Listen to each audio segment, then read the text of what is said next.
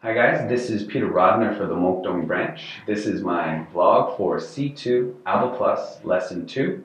So this week I think is going to be really fun for both you as well as your students. The final project this week has students working for the nation's #1 news network, and they need to report on the world's top stories that are happening. Overall, I know my students really enjoy making news reports, and there's plenty of apps that we can use to help make their projects a little bit more dynamic. I will be making a few modifications as well as setting a few expectations for their final presentation. So the second page in the CSLP is actually a perspective and exploration page. Now here, these are all questions related to their assigned reading that was for homework. So here's a good time to gauge whether or not your students are, one, doing the reading, and second, are they able to comprehend or understand some of the basic concepts of it. Obviously, if they're still struggling with it after doing their homework, you may want to create some type of line of questioning or media cards to help them out. However, I wouldn't take too much time on focusing just on this page because you do have 4 pages of concept context where you can go over these ideas or concepts again, as well as several media cards you can maybe create or use in order to help them along with it. So one area that I'll be focusing a lot of attention on this week are the personal projects. I really like them this week, especially because they relate directly to the final projects that they need to collaborate on and work together. So for the part 1, personal project, students are asked to create some type of headline related to a world news event that's happening. Now, I'm going to make a modification because I have 2 major concerns related to this. Number 1, that the students might not be aware of some recent world events that are happening and they won't know what to write. Number 2, the only world events that they might be aware of are things or topics that might be sensitive to some of our students. In addition to that, I don't want everyone to have the same story.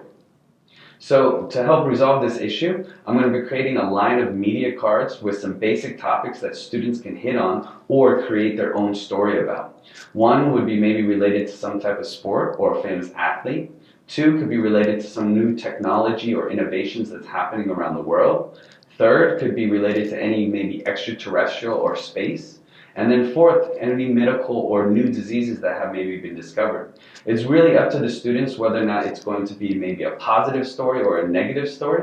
But overall, I just want to start beginning to give them some ideas of what their world stories or events headlines could be. For the personal project part 2, students are now creating a lead to maybe the headlines that they created. Now, I'm not going to have my students necessarily use the same headline that they used in personal project part 1. Instead, what I want to do is I want to introduce different types of stories, and I'm going to use a line of media cards and ask them what type of information would maybe be important or key in this story. So a few ideas that I had that I would introduce to my students are: 1, natural disasters; 2, some type of crime or theft that happened; 3rd, a sporting event; and lastly, something related to the economy or money. I think these are just some basic topics. Obviously, if students have other ideas, I will definitely let them write a lead to that story. But this is just to get them starting to think about it in order to help them out. So in addition to that, I've also decided, instead of having students write their lead directly into the CSLP, I'm going to unblock the S-Note application, and I'm going to let students actually begin to write their lead into the S-Note. The reason for this is I feel that these news articles that they're actually writing will be used in their final presentation. This will help save time later on once they get in together in their final collaborative groups and make a decision on what news stories they want to use.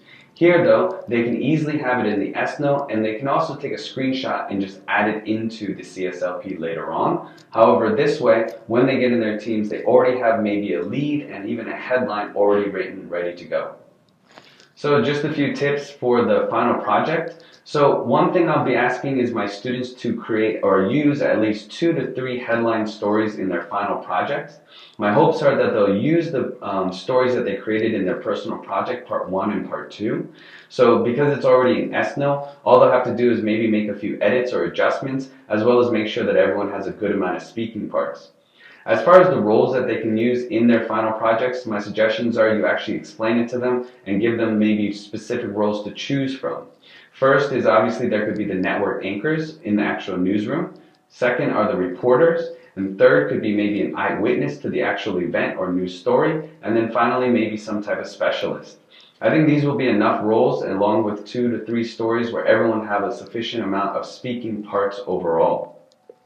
Finally, obviously, you could use some type of applications. There is a very popular app called FX Guru. I know a lot of teachers and students are already aware of this app, and it does actually have a function directly related to a news broadcast.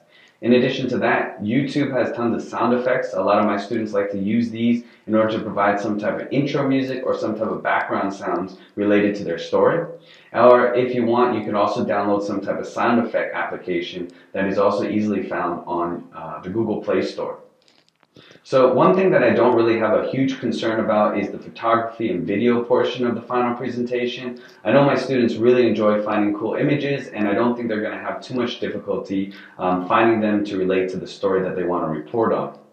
So one interesting thing you can maybe do or add a twist to the final presentation is you can explain to them that your network or your newscast is somehow sponsored by a specific company or by a product. Therefore, you must add a 15 to 25-second commercial somewhere in between the major stories that you have. I think this could just be a little bit fun and interesting way that they can maybe find some other media as well as add some extra parts if necessary. So I hope these tips and suggestions have helped you guys out, and I'll see you guys next class.